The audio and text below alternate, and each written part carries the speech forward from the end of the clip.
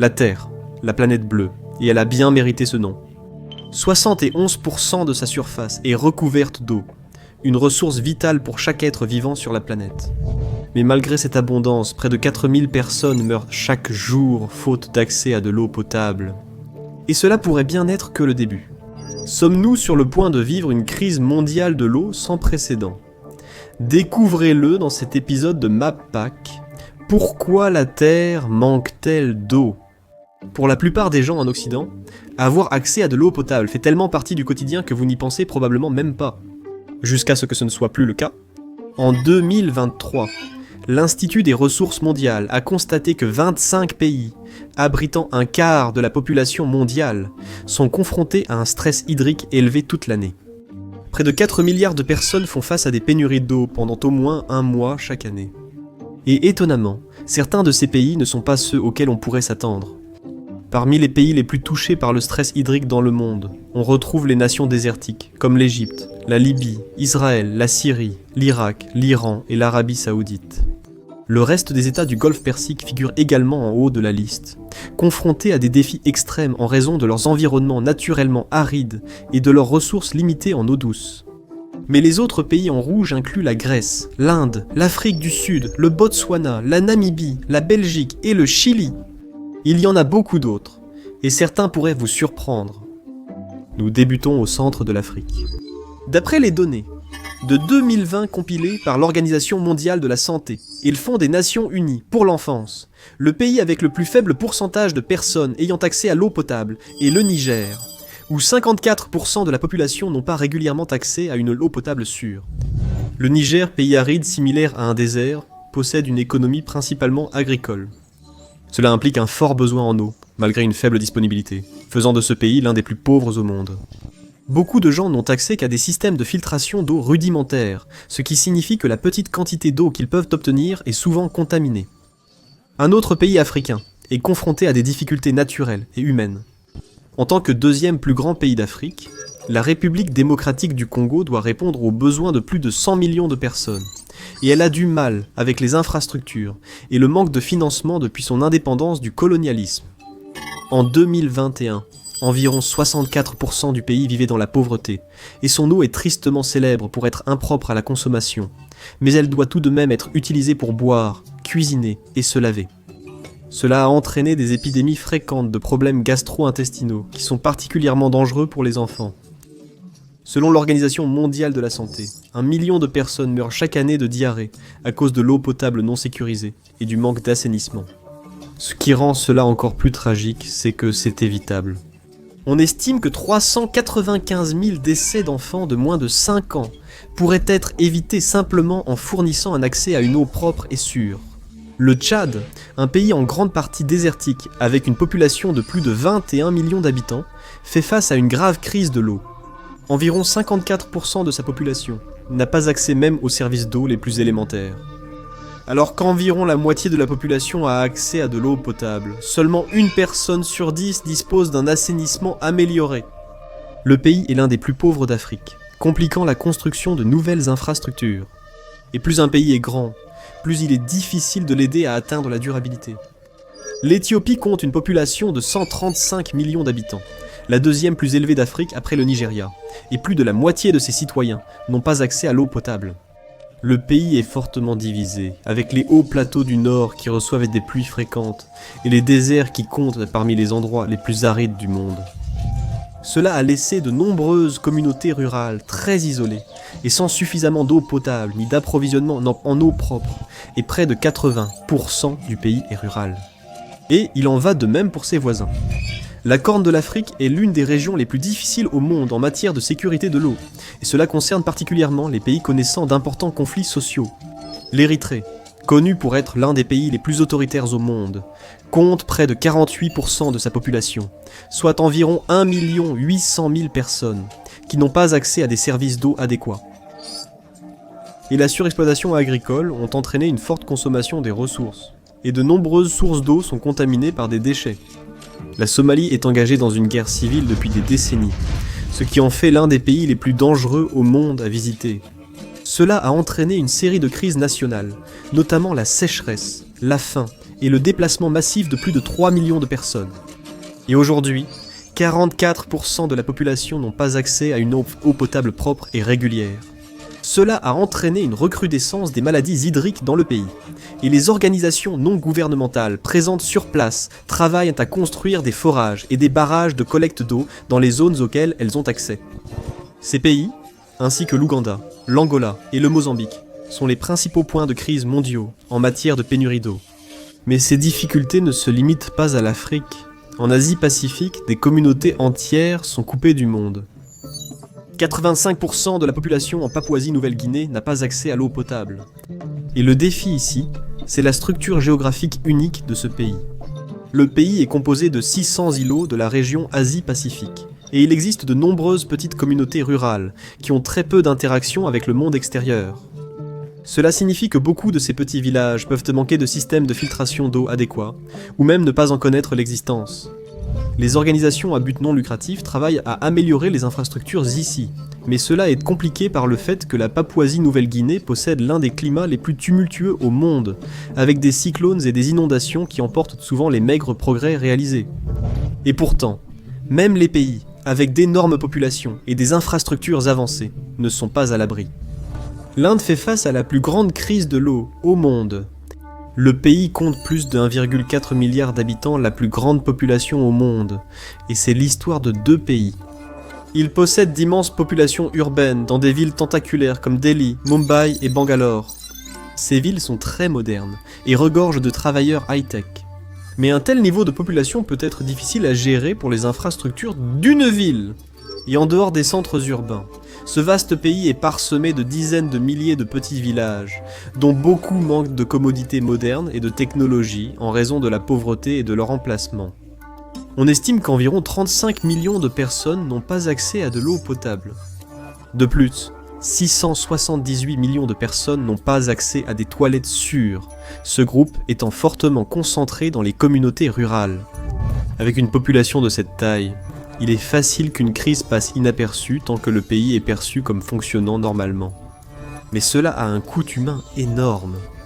On estime que jusqu'à 200 000 personnes meurent chaque année de causes liées à la contamination de l'eau ou au manque d'accès à une eau propre. Alors que l'Inde compte près de 20% de la population mondiale, elle ne dispose que d'environ 4% de l'eau douce, ce qui est choquant en comparaison. Le pays subit également certains des étés les plus extrêmes au monde, en raison de sa proximité avec l'équateur.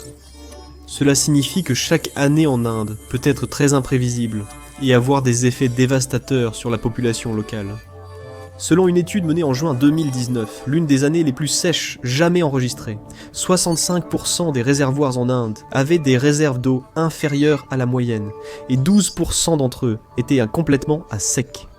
Alors que le pays sombrait davantage dans la sécheresse, de nombreuses villes ont été contraintes d'introduire des mesures strictes pour économiser l'eau.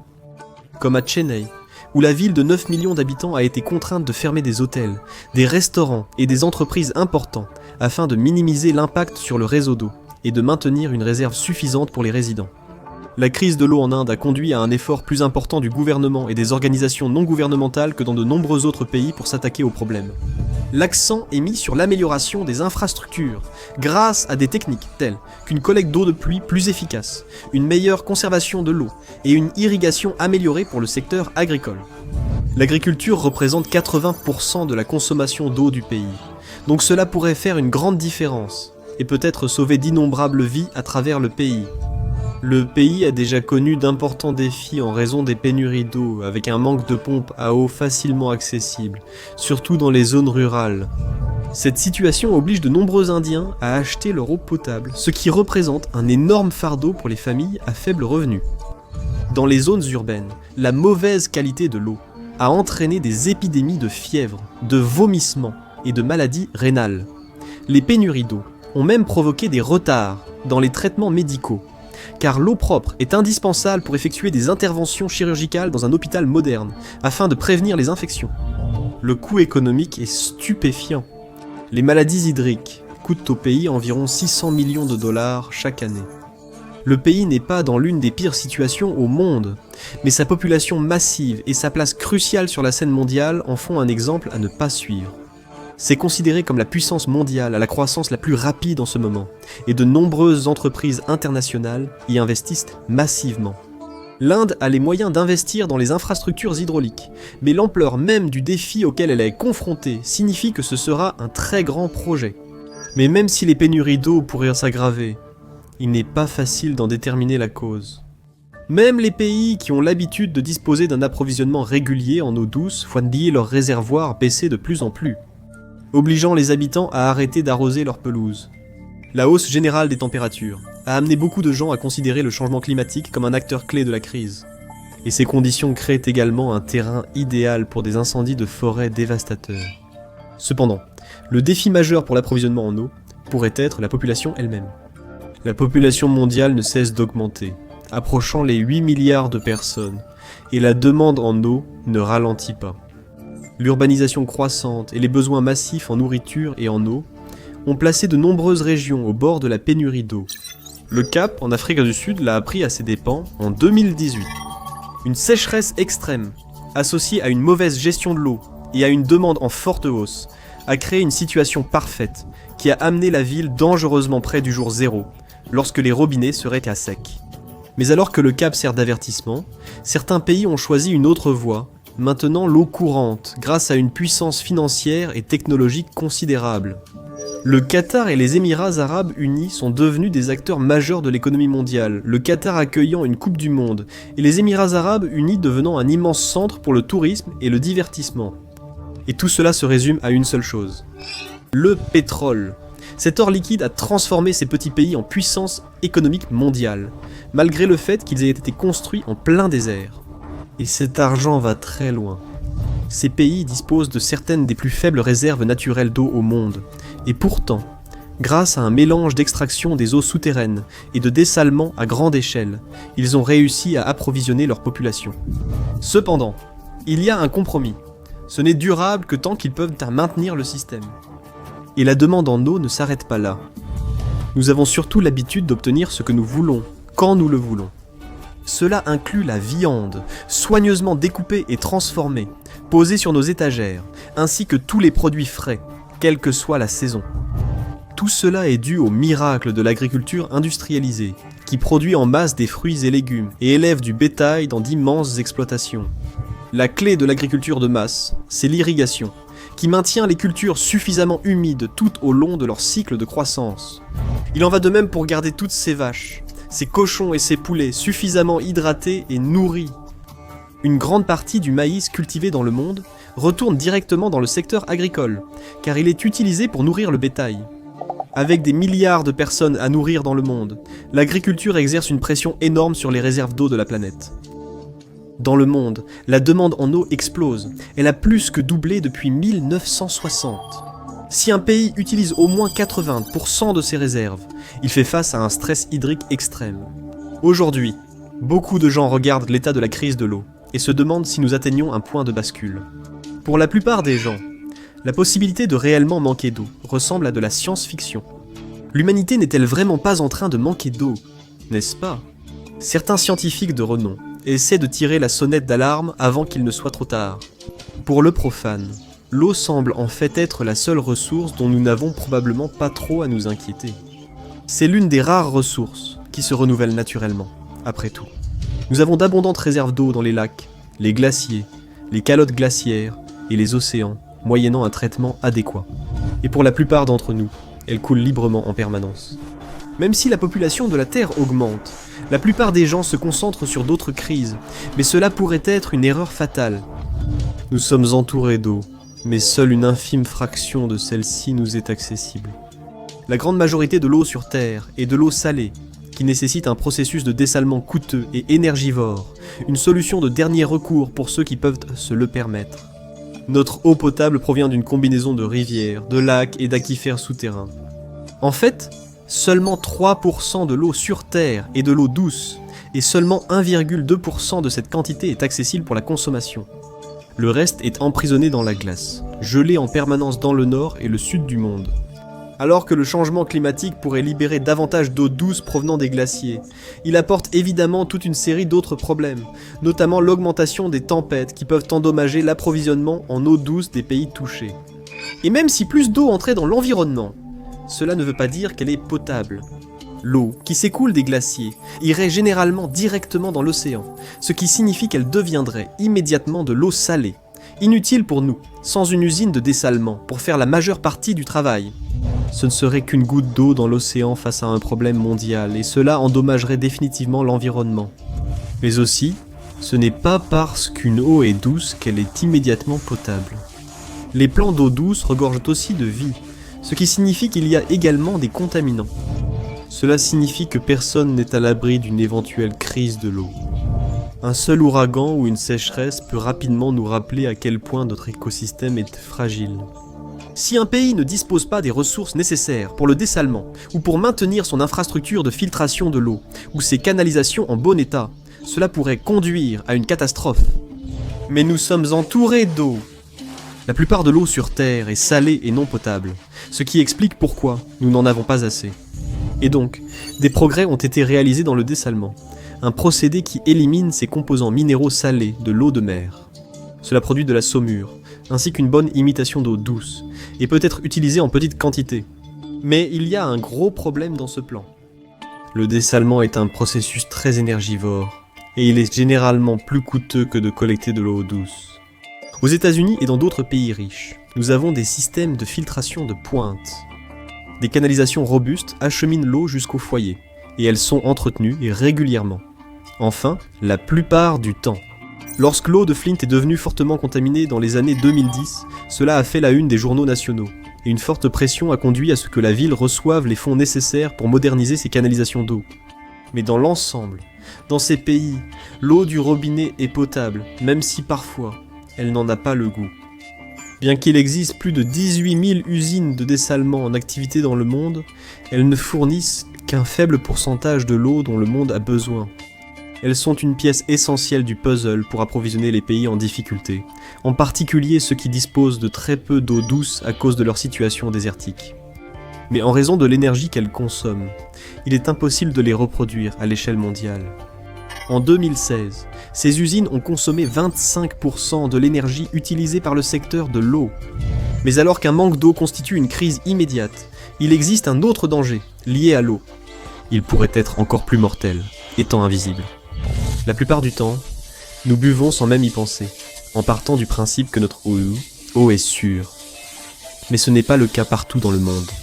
De nombreux pays sont confrontés à un approvisionnement en eau fortement pollué, et cela peut entraîner de graves problèmes de santé. On estime que l'eau contaminée et non potable tue plus de personnes que la guerre et la criminalité violente réunies. Et la plupart de ces décès passent largement inaperçus aux yeux des médias mondiaux. L'eau polluée provient de nombreuses sources, mais l'un des plus grands problèmes est celui des eaux usées non traitées. Environ 80% des eaux usées mondiales retournent directement dans l'environnement, s'infiltrant dans le sol et contaminant les réserves d'eau. Et la crise ne va faire qu'empirer. Nous avons déjà vu l'Inde et le Moyen-Orient atteindre un point critique, mais l'une des plus grandes économies du monde, la Chine, pourrait également être en très mauvaise posture. En raison de la discrétion du gouvernement chinois, les informations sur les problèmes d'eau dans le pays sont gardées bien plus secrètes.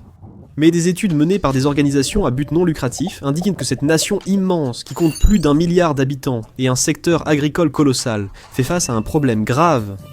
Jusqu'à un quart de ses habitants n'ont pas accès à une eau correctement assainie, surtout dans les zones urbaines. L'utilisation des terres en Chine est fortement industrialisée, et on pense qu'une grande partie de la pollution de l'eau provient des pesticides et des déchets d'élevage. Et tout cela pourrait se transformer en l'une des plus grandes crises que le monde ait jamais connues. Sommes-nous vraiment au bord des guerres de l'eau ? Si vous demandez aux experts géopolitiques, la réponse pourrait bien être oui. Lorsqu'un pays manque de l'un des éléments essentiels à la vie, il est courant qu'il fasse tout ce qu'il faut pour l'obtenir. L'accès à l'eau, qu'elle soit douce ou de mer, a souvent été un déclencheur de guerre au fil de l'histoire, que ce soit pour s'approvisionner ou pour voyager sans risque. Et ces conflits remontent non pas à des siècles, mais à des millénaires. La première guerre de l'eau enregistrée remonte à environ 2400 ans avant notre ère, entre deux anciens États sumériens, au sujet de qui avait le droit d'irriguer l'eau des fleuves Tigre et Euphrate. Aujourd'hui, le théâtre le plus courant des conflits liés à l'eau est le bassin du Mékong, qui borde la Chine, et plusieurs autres nations comme le Vietnam, le Laos, le Cambodge et la Thaïlande. La Chine a construit agressivement des barrages le long du Mékong, lui donnant un contrôle significatif sur le débit du fleuve. Cela, similaire aux actions de la Chine en mer de Chine méridionale, a accru les tensions dans la région. Et un conflit autour de l'eau pourrait bien devenir nucléaire. L'Inde et le Pakistan étaient autrefois un seul territoire, tous deux occupés par les Britanniques. Mais après avoir obtenu leur indépendance, il est vite devenu évident qu'ils allèrent devoir se séparer, avec un pays à majorité hindoue et un autre à majorité musulmane. Et depuis qu'ils sont devenus voisins, ils sont engagés dans un conflit au sujet du fleuve Indus et de ses affluents. Des escarmouches ont mené à la signature d'un traité de paix sur le fleuve en 1960.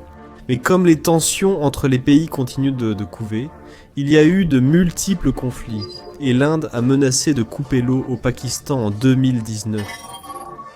Comme les deux pays possèdent de puissantes armées et un arsenal nucléaire, les analystes géopolitiques prennent cette crise très au sérieux. Mais cela pourrait bien être que le début de la crise à venir. Au cours des dernières décennies, de plus en plus d'analystes sont affirmés que l'avenir des conflits pourrait ne pas concerner la Terre, mais l'eau. En 1985, le secrétaire général des Nations Unies, Boutros Ghali, a déclaré que la prochaine guerre au Moyen-Orient serait déclenchée à cause de l'eau. Et même si cela ne s'est pas encore produit, une crise de l'eau en Iran pourrait changer la donne très rapidement, et un conflit lié à l'eau pourrait entraîner des effets en cascade. Les pays dépourvus d'eau potable pourraient voir leurs coûts médicaux s'envoler alors que des personnes meurent de maladies et de conditions évitables. Cela peut aussi affecter l'approvisionnement alimentaire. Non seulement cultiver des aliments avec de l'eau contaminée pourrait souiller l'approvisionnement alimentaire, mais la faible quantité d'eau potable disponible pourrait être utilisée par le secteur agricole sans que l'on sache à quel point elle était cruciale. Et un pays désespéré est un pays imprévisible, ce qui augmente le risque de guerre. Après tout, un pays sans eau n'a rien à perdre. L'eau est devenue un enjeu de plus en plus crucial dans le mouvement environnemental, avec des organisations non gouvernementales qui travaillent à créer de nouveaux puits, à fournir une formation à l'assainissement et à l'hygiène appropriée, à réparer des canalisations contaminées pouvant contenir du plomb et à améliorer les équipements de filtration. Mais ces groupes ne peuvent faire que ce qu'ils peuvent, surtout lorsqu'ils n'ont pas la coopération du gouvernement avec lequel ils travaillent.